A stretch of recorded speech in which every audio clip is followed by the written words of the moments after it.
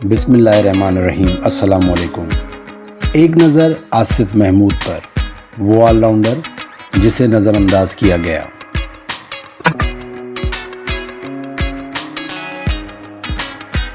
دوستو، میں آج آپ کو ایک زبردست کرکٹر کے بارے میں بتانے جا رہا ہوں جسے نہ صرف ہم سب کو جاننا چاہیے بلکہ اس کے ٹیلنٹ کو پہچان کر اس کے لیے آواز بھی اٹھانی چاہیے۔ نام ہے آصف محمود۔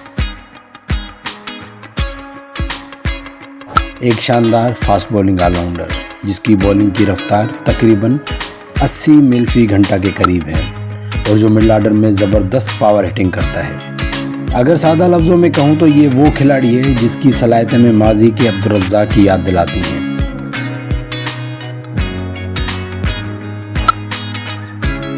آصف محمود نے ماضی میں سندھ کی ٹیم کی نمائندگی کی اور بہترین کارکردگی دکھائی، مگر افسوس تب بھی اسے اعلیٰ سطح پر موقع نہیں دیا گیا۔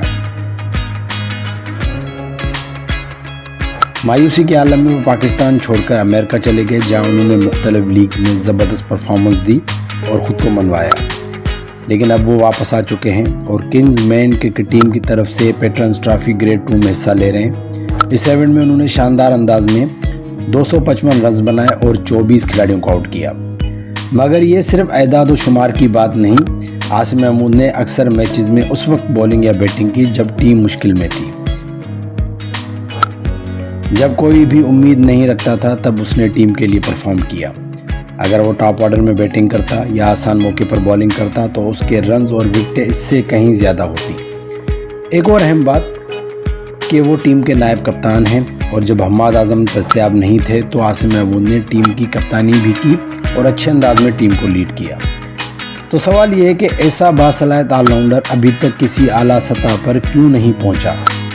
جواب بہت سادہ مگر تکلیف دہ ہے، کیونکہ وہ دیہی سندھ کے ایک پسماندہ ریجن حیدرآباد سے تعلق رکھتا ہے۔ نہ وہاں بڑا کوئی ڈپارٹمنٹ ہے، نہ کوئی لیگ کی ٹیم۔ اگر آصف کسی بڑے شہر یا بااثر ریجن سے ہوتا تو آج وہ PSL یا نیشنل ٹیم کا حصہ ہوتا۔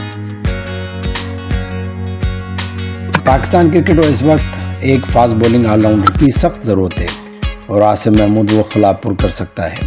بس ہمیں اسے سپورٹ کرنا ہے، اس کی پرفارمنس کو ہائی لائٹ کرنا ہے تاکہ سلیکٹرز کی نظر اس پر پڑے اور وہ مقام اسے ملے جس کا وہ حقدار ہے۔ چلیں جی، آصف کے حوالے سے اپنا ریویو ضرور دیجیے گا اور بتائیے گا کہ آصف کی بولنگ یا بیٹنگ آپ کو کیسی لگی۔ اپنا بہت خیال رکھیے گا۔ اللہ حافظ۔